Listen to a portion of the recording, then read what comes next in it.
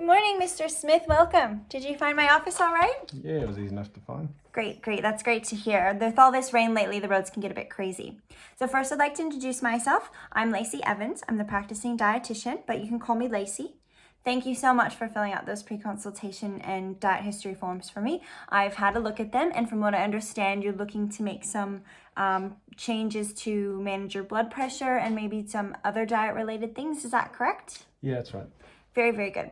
Okay, well, Mr. Smith, do you prefer to be called Mr. Smith or do you go by John? John's fine. John. Okay, excellent, John. Well, I'll just give you a bit of a summary of how these nutrition counseling sessions usually go so that you know what to expect. And first, I'd like to get as much information as I can about what you like to eat and some of the other dietary behaviors. And then we can brainstorm together some ideas on things that will work for you and things that we can put into practice between now and our next session. So does that sound like a good plan? Yeah, it sounds good. Great. Thank you. So I do have your referral from the GP here, but can you tell me a little bit about what's been going on in your own words? Yeah, well, I went in to get a physical for my GP, and haven't really been feeling all that great. I put on a bit of weight, and I've had a few changes in my life recently, and I thought it'd be good to just get everything checked out. Yeah, absolutely. It's great to keep on top of your health. So what happened when you saw the GP? It turns out my blood pressure is pretty high, and my cholesterol is too. I'm a bit more overweight. I used to be. My father died of a heart attack at 55. The doctor just wanted me to make a few changes. Right. Okay. So what types of changes did the doctor suggest that you make? He said I should try something they call the DASH diet. It's like eating less fat and do a bit more exercise and that kind of stuff. Okay, great. Yeah, the DASH diet. That's quite a good one. Do you know anything about the DASH diet? To be honest, I'd never heard it before. I went online, had a bit of a look, but it all seems pretty complex. I don't really know where to start. I don't know if I'll be able to make all the changes. I've tried some of them, but it all just seemed a bit too hard, and I just gave up. Well, John, I can certainly help you with that. I'm really glad to hear that you went online, you gave it a try on your own. It seems like you are motivated to make some of these changes. You just might need a bit of assistance on how to make those changes. But before we get into those changes, I'd really like to get to know a little bit more about you, if that's all right. Yeah, sure. What do you want to know? Yes, so you mentioned earlier that you recently had some life changes. Could you tell me about those? Yeah, well, my wife left me after 21 years of marriage, and it kind of came out of nowhere. And honestly, I'm sort of a bit shocked. I'm so sorry to hear that, John. How recently are we talking? About 6 months ago, she just up and left. Oh, it must have been very difficult for you. How are you coping with this? Do you have some sort of support to help you get through this difficult time? Well, I go have my daughter. She left her too, so she also had a bit of a hard time with it. My mother's been really helpful with my daughter. She's been doing all the pickups from school and all that kind of stuff. I had some good mates at work. We've gone through the same sort of thing, like divorces, and they've given me a bit of advice. Dating's the main advice. They say I need to get out there. Dating just feels weird to me, especially since I've got a few extra kilos on than I used to, and maybe if I could lose a few kilos, I might maybe try start dating again. Well, I'm glad to hear that you have a bit of support around you. As far as your daughter, does she live with you? What's her name? Yeah, she lives with me. Her name's Emily. She's 15. So she's in and out with her friends all the time. We do a father-daughter night on like Thursdays. We get some pizza and ice cream. We sometimes see a movie and get some popcorn, lollies, frozen Coke, that sort of stuff.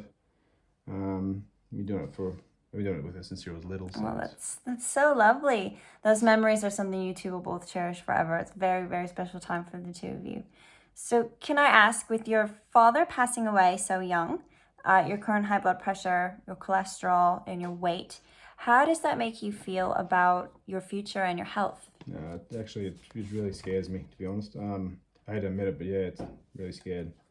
I don't want to die like my father. I want to see my daughter graduate and walk down the aisle, and I want to be there for her, and I want to live a good life.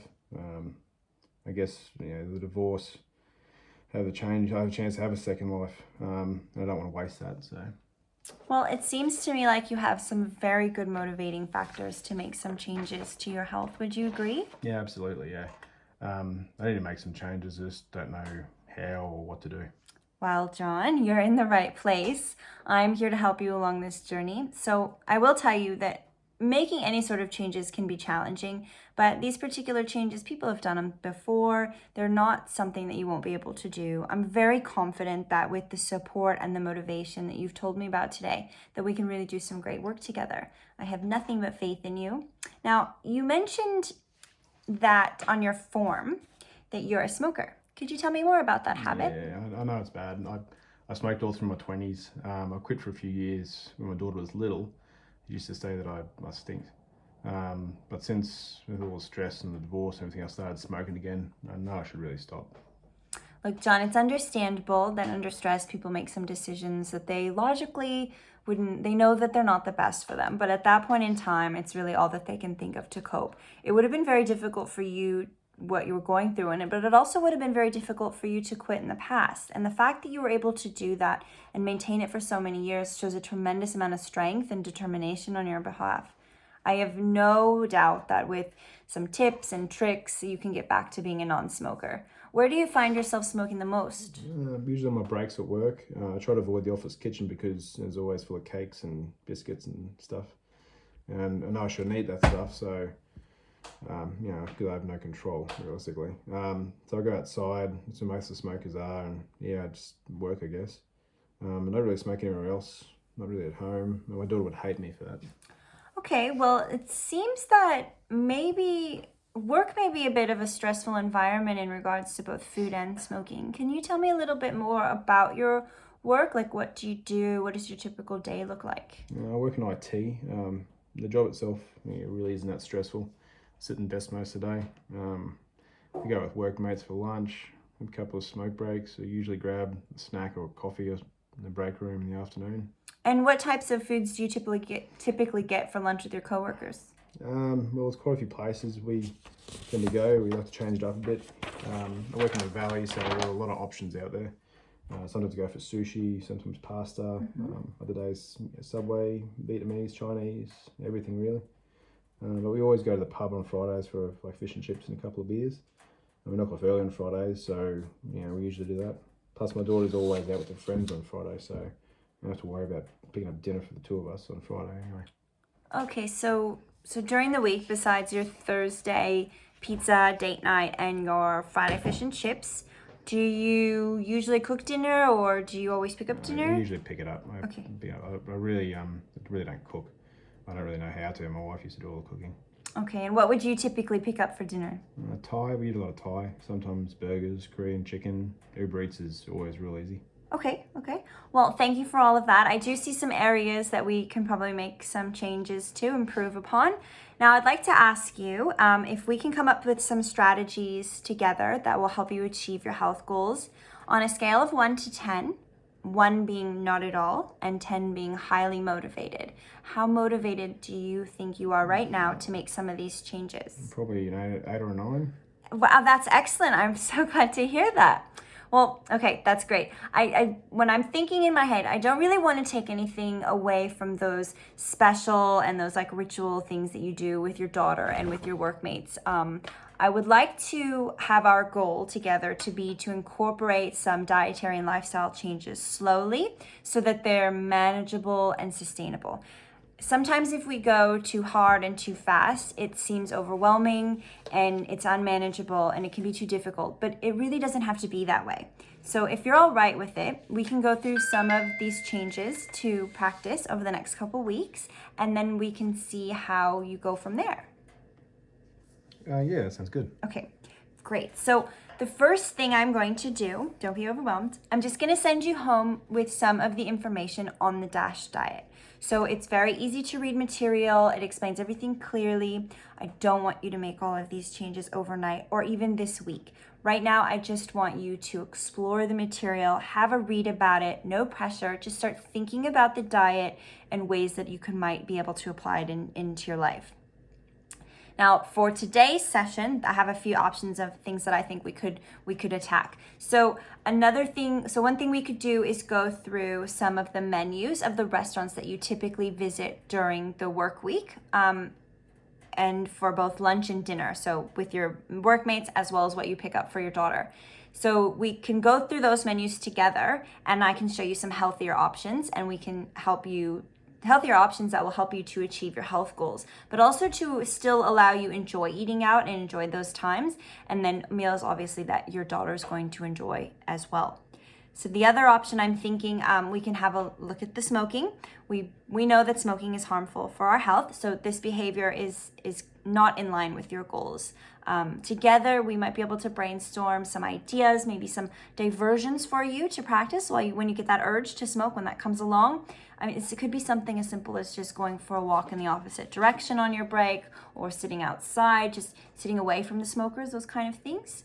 The other thing I was thinking we could do, the other option would be to have a look at some of those special occasion things that you're doing. You're doing them every single week. So you're doing that with your daughter on Thursdays, and you're doing it with your workmates on Friday.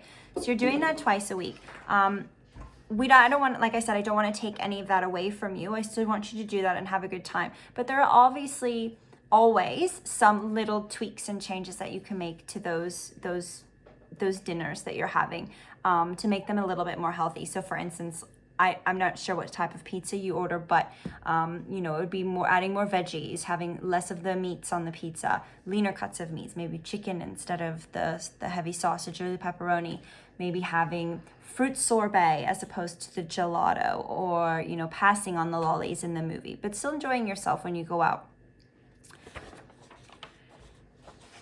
Another thing that could be helpful, and this would be in our next session, would be to have that next session in a grocery store where I can actually help you to read the labels, to show you some sample recipes.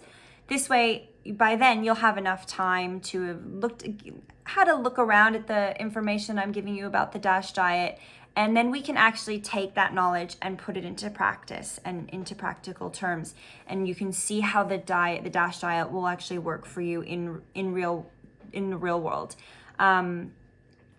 So those are multiple options that I gave you. I know I just gave you a lot of information, but is there any one of those things that you thought stood out to you, or that you might want to work on today? No, it all sounds really good. I've been really overwhelmed trying to figure out and make all these changes at once, but I think with all the small steps and learn a bit more about it, it could really work. I could definitely work on the smoking. I've done it before, and you're right, I have to try to distract myself from all that sort of stuff in all those situations. I like the idea of looking through some of the food menus, and that sounds like a good idea for today, if it's possible. Yeah, excellent. That's fantastic. So I can see that you're really, really motivated to make some of these changes. It makes me so happy to see that and to see your enthusiasm. So let's go have a look at some of these menus, shall we? Sure.